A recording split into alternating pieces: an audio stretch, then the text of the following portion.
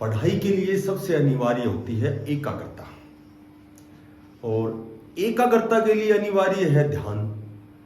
ध्यान से ही हमारी इंद्रियां वश में होती हैं, हम इंद्रियों को काबू कर सकते हैं, और जब इंद्रियां काबू होंगी तो एकाग्रता तो स्वाभाविक है। हमें अपने लक्ष्य की ओर एकाग्रता, कंसंट्रेट होकर सही दिशा में निरंतर और नियमित रूप से प्रयास करना चाहिए। लक्ष्य प्राप्त करना बिल्कुल आसान है। आज हमारी एचएसएससी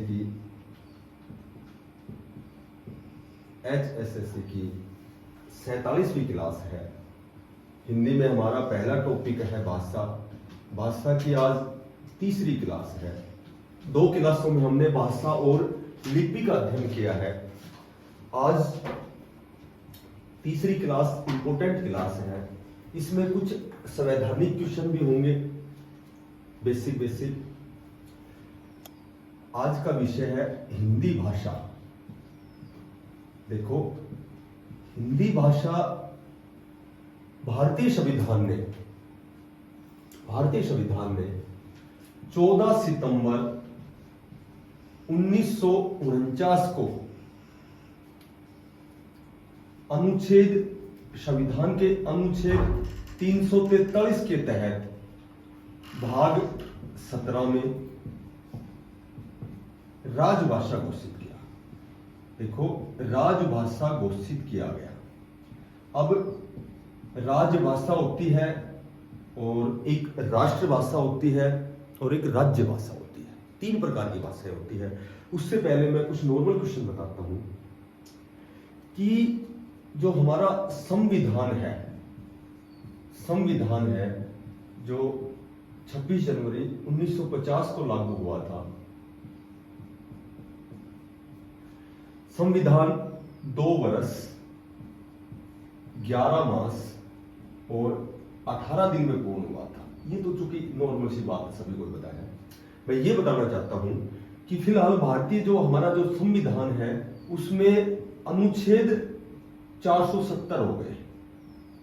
ठीक है, संविधान में भाग 25 है, संविधान में अनुसूची 12 है, और सूचियों की संख्या 3 है। तो सबसे पहले तो ये ध्यान रखना हमें कि जब 12 अनुसूचियां हैं, इसमें जो 8वीं अनुसूची है इसमें भाषाओं का उल्लेख है। जो 8वीं अनुसूची है, टोटल 22 भाषाओं का उल्लेख है। पहले 18 भाषाएं थी। 2003 में 4 भाषाएं और जोड़ी गई हैं। कौन सी है? बोडो, संथाली, मैथिली और डोगरी। 4 भाषाओं को संविधान में जोड़ा गया है 2003 में। सूचियां टोटल 3 होती हैं: संघ सूची, राज्य सूची और समवर्ती सूची। संघ सूची में संघ के विषय हैं, राज्य सूची में राज्य से संबंधित विषय हैं, और समवर्ती में दोनों केंद्र और राज्य के दोनों जो संयुक्त रूप से विषय होते हैं, जैसे शिक्षा है और जैसे मेडिकल है, इस तरह के वन है, ये समवर्ती सूची के विषय है। तो 3 प्रकार की सूचियां हैं। अनुच्छेद टोटल 470 है। तो जो 343वां अनुच्छेद है उसमें हिंदी भाषा का उल्लेख किया गया है, और हिंदी भाषा को 25 भाग है। 17वें भाग में हिंदी भाषा को राजभाषा घोषित किया गया है। 14 सितंबर हिंदी दिवस है। अब सबसे पहले मैं आपको बताता हूं कि एक तो राज्य भाषा है। ठीक है, एक तो राज्य भाषा होती है, एक राजभाषा होती है, और उसके बाद एक राष्ट्रभाषा होती है। तो इनमें फर्क क्या है? देखो, इनमें फर्क यह है कि जो राज्य के जो प्रशासनिक कार्य हैं, उनका जो काम है जिस भाषा के द्वारा होता है उसे राज्य भाषा कहते हैं, प्रशासनिक कार्यों के लिए। राजभाषा जितने भी राज्य हैं और केंद्र शासित प्रदेश हैं, हिंदी के अतिरिक्त बाकी और 21 भाषाएं हैं, इनको राजभाषा घोषित किया है भारतीय संविधान ने। जितने भी राज्य हैं और केंद्र शासित प्रदेश हैं, उन सभी में हिंदी के अतिरिक्त 21 अन्य भाषाओं को राजभाषा घोषित किया है। भारतीय संविधान ने हिंदी और अंग्रेजी को राजभाषा बनाया है। राजभाषा से अभिप्राय है ऐसी भाषा जिसके द्वारा एकता स्थापित हो और सामाजिक और आर्थिक रूप से उनका व्यवहार चलता रहे, इसलिए इसको राजभाषा बनाया है। राष्ट्रभाषा पूरे देश का, पूरे राष्ट्र का प्रतिनिधित्व करती है। उस राष्ट्र में रहने वाले जितने भी नागरिक हैं उनकी एकता, उनकी अखंडता, उनकी अस्मिता का प्रतीक है। राष्ट्रभाषा, सबसे बड़ी बात यह है कि राष्ट्रभाषा क्या होती है कि एक ही भाषा एक से अनेक देशों की हो सकती है। जैसे अंग्रेजी जो भाषा है, यह अंग्रेजी अमेरिका की है, यूएसए की है, इंग्लैंड की भी यही है, ठीक है, और उसके बाद कनाडा की भी यही है। इनकी राष्ट्रभाषा इंग्लिश ही है तीनों की, तो एक से अधिक की हो सकती है।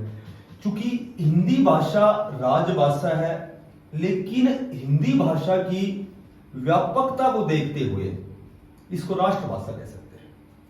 इसकी व्यापकता को देखते हुए हम इसे राष्ट्रभाषा कह सकते हैं, ठीक है। तो ये चीजें, ये तो कुछ कॉमन सी बातें थी जो मैंने बताई है तुम्हें वर्तमान में।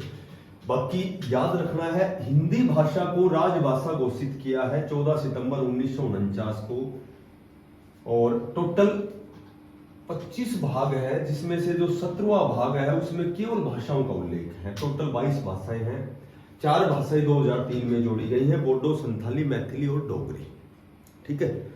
और जब संविधान बना था तो उस समय 14 भाषाएं थी, उसके बाद 4 भाषाएं और जुड़ गई और 2003 में 4 और जुड़ गई। टोटल 22 भाषाएं हैं, जिसमें से 18 भाषाएं आर्य भाषा शाखा की हैं, ठीक है, और 4 भाषाएं दक्षिण भारत की हैं, तमिल, तेलुगु, मलयालम और कन्नड़। तो एक इंपॉर्टेंट क्वेश्चन ये है कि समस्त भूमंडल में हिंदी भाषियों का कौन सा स्थान है?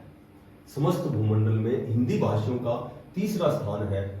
जो प्रथम स्थान पर विश्व में बोली जाती है अंग्रेजी बोली जाती है, और ये अंग्रेजी ये बोली जाती है 145.2 करोड़ लोग अप्रोक्सीमेटली इतने लोग बोलते हैं।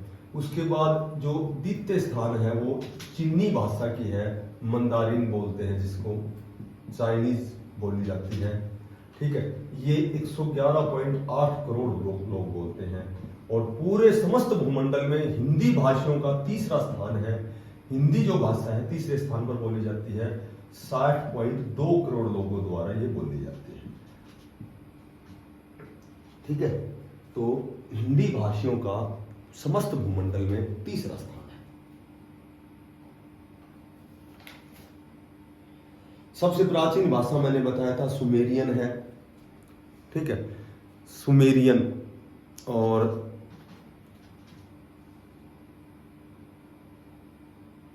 संस्कृत सबसे प्राचीन भाषा मैंने तुम्हें बताई है, 5000 ईस्वी पूर्व। उसके बाद एक मातृभाषा और है, मातृभाषा।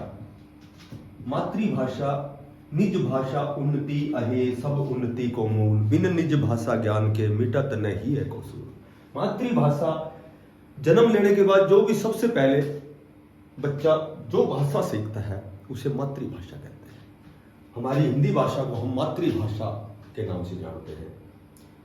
टोटल विश्व में 68 भाषाएं बता रखी है मैंने तुम्हें, ठीक है। तो हिंदी दिवस 14 सितंबर तुम्हें बता दिया।